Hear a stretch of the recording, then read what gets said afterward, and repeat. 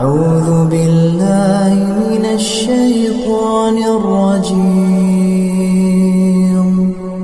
بسم الله الرحمن الرحيم.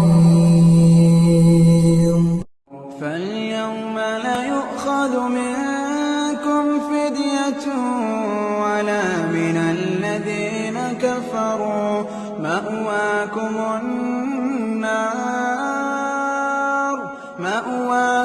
النار هي مولاكم وبئس المصير.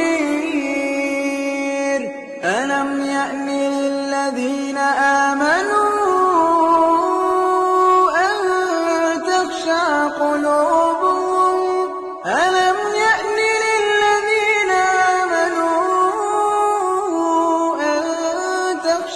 قلوبهم لذكر الله وما نزل من الحق ولا يكونوا كالذين أوتوا الكتاب من قبل فطال عليهم الأمد فقست